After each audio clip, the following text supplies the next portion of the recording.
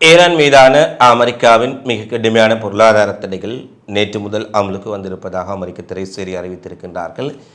இந்த நிலையில் சவுதி அரேபியாவினுடைய எண்ணெய் டேங்கர் மீது நேரடியான தாக்குதல் மேற்கொள்ளப்பட்டுள்ளது.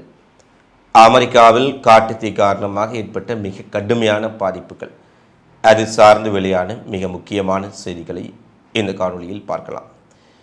ஈரான் மீது இராணுவ ரீதியில் மேற்கொண்ட தாக்குதல்கள் தோல்வியில் முடிவடைந்த பின்னர் ஈரான் மீது ஒரு பொருளாதார போரை ஆரம்பிப்பதாக அமெரிக்க அதிபர் டொனால்ட் ட்ரம்ப் நேற்று முன்தினம் அறிவித்திருந்தார்.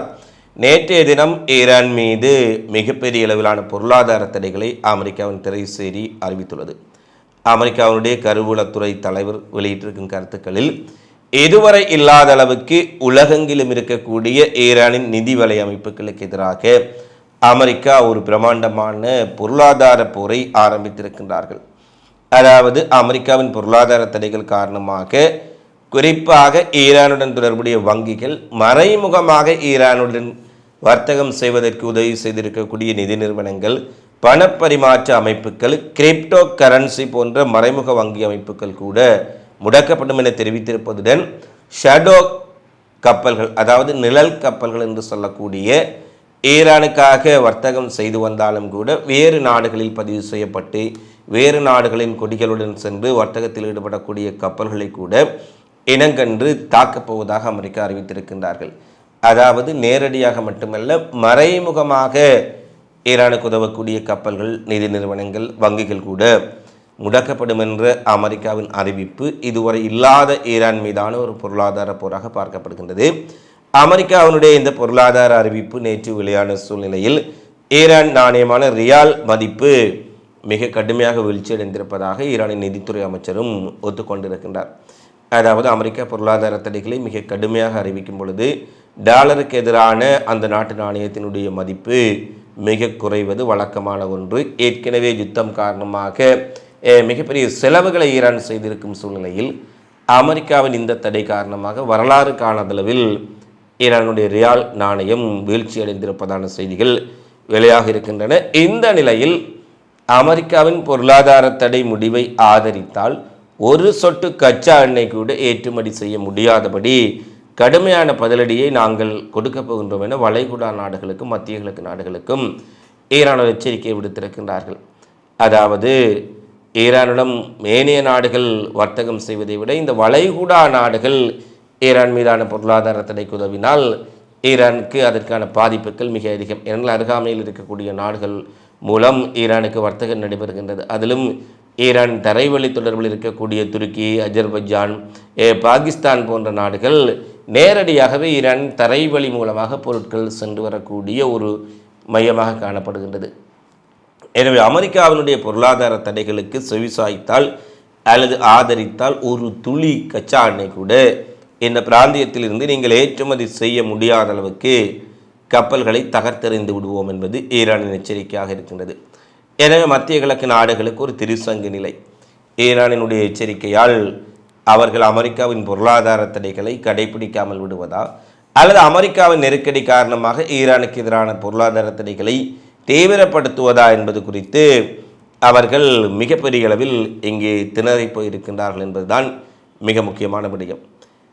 அமெரிக்காவின் ஆபரேஷன் எக்கனாமிக் அவுட்காஸ்ட் என்று சொல்லக்கூடிய இந்த ஈரானுக்கு எதிரான பொருளாதார போர் குறித்து ஈரானின் பொருளாதார அமைச்சர் மதனி ஷாதே குறிப்பிடுவதாவது, அமெரிக்காவின் இந்த பொருளாதார தடைகளுக்கு எதிராக டெஹ்ரான் நீண்ட காலமாகவே தயாராகி வருவதாகவும் இதற்காக 2 ஆண்டு திட்டம் ஒன்றை நாங்கள் தெளிவாக வகுத்து வைத்திருக்கின்றோம் என்றும், போரில் அமெரிக்கா எப்படியும் ஈரானிடம் தோல்வியடைந்த பின்னர் இந்த பொருளாதார தடைகள் மூலம் ஒரு பொருளாதார போரை அவர்கள் ஆரம்பிப்பார்கள் என்பதை போர் ஆரம்பித்த நாளிலேயே நாங்கள் கணித்து அதற்கு ஏற்ற வகையில் எங்களுடைய பொருளாதார திட்டங்களையும் அடுத்து வரக்கூடிய செயற்பாடுகளையும் செய்து வைத்திருக்கின்றோம், வகுத்து வைத்திருக்கின்றோம். அதனால் 2 ஆண்டு திட்டம் உடனடியாக தயார் நிலையில் இருப்பதால் அமெரிக்கா இதில் வெற்றி பெறுவதற்கான வாய்ப்பில்லை. ஈரான் அனைத்து தடைகளையும் சமாளித்து அனைத்து தடைகளையும் தகர்த்து கொண்டு முன்னோக்கி வரும் என்ற செய்தியை குறிப்பிட்டிருக்கின்றார். இதில் ஈரானுக்கு சற்று ஆறுதலான செய்தி, அமெரிக்காவும் உடைய தடைகளின் பின்னர் ரஷ்யா, சீனா 2 நாடுகளுமே நேரடியாக அமெரிக்காவின் பொருளாதார தடைகளை நாங்கள் ஏற்றுக்கொள்ளப் போவதில்லை, ஈரானுடனான எங்களின் வர்த்தக உறவுகள் ஏற்றுமதி இறக்குமதி வழக்கமாக எவ்வாறு நடைபெறுகின்றதோ அவ்வாறே நடைபெறப் போகும், நடைபெற்று கொண்டிருக்கின்றது, நடைபெறும் என்பதை தெளிவுபடுத்தி இருக்கின்றார்கள். எனவே ஈரானின் பெரிய கூட்டாளிகளான அமெரிக்கா பெரிய கூட்டாளிகளான சீனாவும் ரஷ்யாவும் அமெரிக்க தடைகளை ஏற்றுக்கொள்ளவில்லை என்பது ஈரானுக்கு மிக முக்கியமான ஒரு சாதகமான வாய்ப்பாக பார்க்கப்படுகின்றது. அடுத்து ஏமனின் கவுதி படைகள் சவுதி அரேபியாவின் கடற்கரை கப்பல் சவுதி அரேபியாவின் ஒரு பிரம்மாண்ட எண்ணெய் டேங்கர் கப்பல் மீது நேரடியாக பாலிஸ்டிக் ஏவுகணைகள் மூலம் தாக்குதல் நடத்தியிருப்பதாக தெரிவித்திருக்கின்றார்கள். இதை சவுதி அரேபியாவும் தற்போது ஏற்றுக்கொண்டிருக்கின்றார்கள். அதாவது தங்களுடைய ஒரு பிரம்மாண்டமான எண்ணெய் டேங்கர் கப்பல் பல லட்சம் பரல் எண்ணெயுடன் புறப்படுவதற்கு தயாராக இருந்தபோது கவுதி படைகளினுடைய ஏவுகணை தாக்குதலால் அந்த கப்பல் சேதமடைந்துள்ளது என்ற செய்தி வெளியாக இருக்கின்றது. போர் நிறுத்தம் அமுலில் இருந்தாலும் கூட காசா மீது தன்னுடைய படுகொலை தாக்குதல்களையும் இன அழிப்பையும் மீண்டும் இஸ்ரேல் தீவிரப்படுத்தி இருக்கின்றார்கள். அதிலும் இந்த அக்டோபர் மாதத்தில் இஸ்ரேலில் வரக்கூடிய தேர்தல் நெதன்யாகுவுக்கு தோல்வியை ஏற்படுத்தலாம் என இஸ்ரேல் ஊடகங்களின் கருத்து கணிப்புகள் வெளியாக இருக்கும் சூழ்நிலையில் எப்படியாவது இந்த தேர்தலை குழப்புவதற்கு அல்லது தள்ளி போடுவதற்கு காசா மக்களை பகடைக்காயாக வைத்து நெதன்யாகுவும் அவனுடைய அரசாங்கமும் பல்வேறுபட்ட மிலேச்சத்தனமான தாக்குதல்களை நடத்தி வருவதான செய்திகளை பலரும் வெளியிட்டிருக்கின்றார்கள். அமெரிக்காவும் ஏனைய அரபுலக நாடுகளும் இணைந்து ஒரு பெரிய காசா அமைதி திட்டம் என்று கையெழுத்திட்டு இந்த ஒப்பந்தத்தை இஸ்ரேலும் ஹமாஸ் இயக்கமும் கடைபிடிப்பார்கள் என்றெல்லாம் மிகப்பெரிய அளவில் அறிவிப்புகளை வெளியிட்டிருந்தார்கள். ஆனால் இஸ்ரேல் ஒப்பந்தத்தை மீறி காசாவின் அனைத்து பகுதிகளிலும் மிக கொடூரமான தாக்குதலை மேற்கொண்டிருக்கின்றார்கள். கடந்த ஒரு வார காலத்தில் மட்டும் 36 பொதுமக்கள் கொல்லப்பட்டிருக்கின்றார்கள்.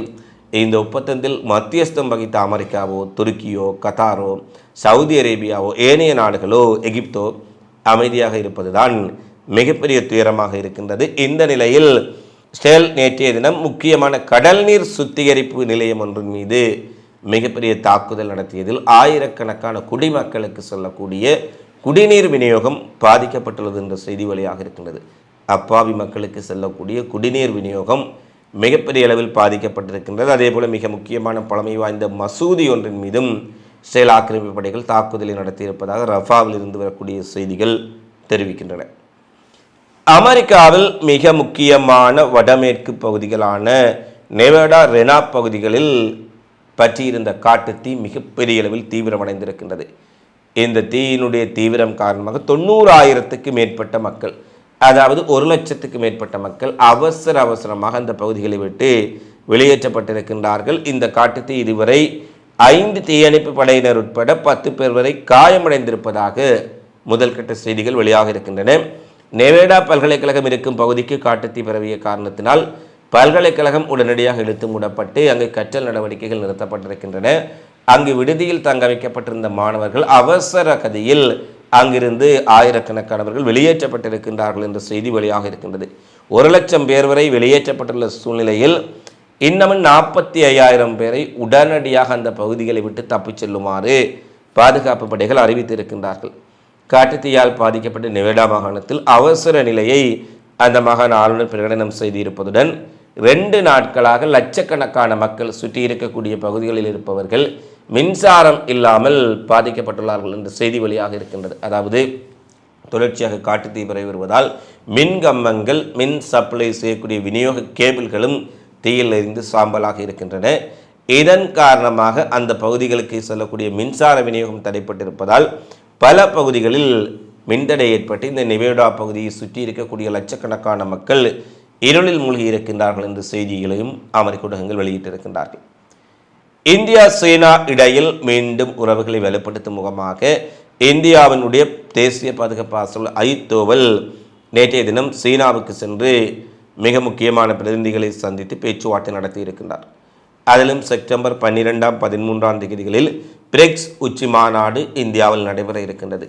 இதில் சீன அதிபர் ஜி ஜின்பிங் உட்பட ஈரானினுடைய தலைவர் பெஷாஷ்கியான் உட்பட பல முக்கியஸ்தர்கள் இந்தியாவுக்கு நேரடியாக வருகை தந்து இந்த பிரிக்ஸ் உச்சி மாநாட்டில் கலந்து கொள்வார்கள் என்று எதிர்பார்க்கப்படுகின்றது. சீனாவின் அஜித் தோவல் மற்றும் இந்தியாவின் அஜித் தோவல், சீனாவினுடைய வெளியுறவுத்துறை அமைச்சர் ஜி ஜின்பிங்கினுடைய மிக முக்கியமான அமைச்சரவை உறுப்பினர்கள் இவர்களுடன் சந்தித்து மிக முக்கியமான பேச்சுவார்த்தை நடத்தி இருக்கின்றார்கள்.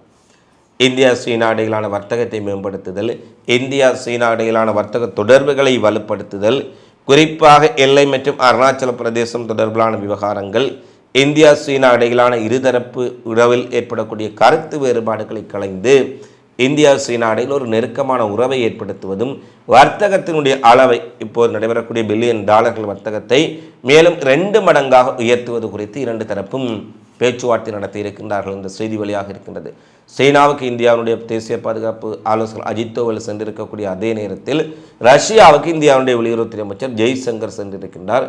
அவர் மிக முக்கியமான பேச்சுவார்த்தைகள் நடத்தி இருக்கும் சூழ்நிலையில் ரஷ்யாவுக்கும் இந்தியாவுக்கும் இடையில் மிக முக்கியமான எரிசக்தி துறை மற்றும் சக்தி உட்கட்டமைப்பு மானங்கள் தொடர்பான பல ஒப்பந்தங்கள் கச்சாத்திடப்படலாம் என எதிர்பார்க்கப்படுகின்றது. ஏற்கனவே அமெரிக்காவினுடைய பொருளாதார தடை, ட்ரம்பினுடைய மிரட்டல்கள், ஈரான் ரஷ்யாவுக்கு எதிரான பல்வேறுபட்ட தடைகளுக்கு மத்தியில் இந்தியாவினுடைய மிக முக்கியமான முக்கியஸ்தர்கள் ஒரே நேரத்தில் சீனாவுக்கும் ஒரே நேரத்தில் ரஷ்யாவுக்கும் சென்றிருக்கின்றமை இந்தியா சீனா ரஷ்யா இணைந்த புதிய கூட்டணி பலம் அடைகின்றதா? இது அமெரிக்காவுக்கு ஒரு நெருக்கடி ஏற்படுத்தப் போகின்றதா? இவர்கள் எவ்வாறான முடிவுகளை எடுக்கப் போகின்றார்கள், எவ்வாறான ஒப்பந்தங்களை செய்யப் போகின்றார்கள் என்பதை பொறுத்தே அமெரிக்காவுக்கு எதிராக இவர்கள் நிமிர்ந்து நிற்கப் போகின்றார்களா அல்லது இதுவும் ஒரு வழக்கமான சந்திப்பு தானா என்பது இன்னும் சில நாட்களில் தெரிந்துவிடும். அதிலும் அடுத்த மாதத்தில் செப்டம்பர் மாதம் பிரிக்ஸ் மாநாடு இந்தியாவில் நடைபெற இருப்பதால் பிரிக்ஸ் கூட்டமைப்பு இந்த ஈரான் அமெரிக்கா போரால் உலக பொருளாதாரம் சிக்கலடைந்துள்ள சூழ்நிலையில் பொருளாதார தடை என்ற ஒன்றை வைத்தும் வரி என்ற ஒன்றை வைத்தும் ட்ரம்ப் உலக நாடுகளையும் தலைவர்களையும் மிக கடுமையாக மிரட்டி வரும் சூழ்நிலையில் பிரிக்ஸ் அதற்கு மாற்றாக அதற்கு எதிராக என்ன நடவடிக்கை எடுக்கப் போகின்றார்கள் என்பது அனைவரும் எதிர்நோக்கக்கூடிய ஒரு மிக முக்கியமான விடயமாக காணப்படுகின்றது. இவைதான் தற்போது வெளியான மிக முக்கியமான செய்திகளாக நிகழ்வுகளாக உலகரங்கில் பதிவாக இருக்கின்றன. தொடர்ச்சியாக உலகெங்கும் நடைபெறும் செய்திகளை உடனுக்குடன் தெரிந்து கொள்ள அகிலத்தோடு இணைந்திருங்கள். இந்த காலப்பதி தொடர்பான உங்களது மதிப்பான கருத்துக்களை தவறாமல் கமெண்ட்ஸில் பதிவிடுங்கள். மீண்டும் இன்னொரு காணொளியில் சந்திப்போம். நன்றி, வணக்கம்.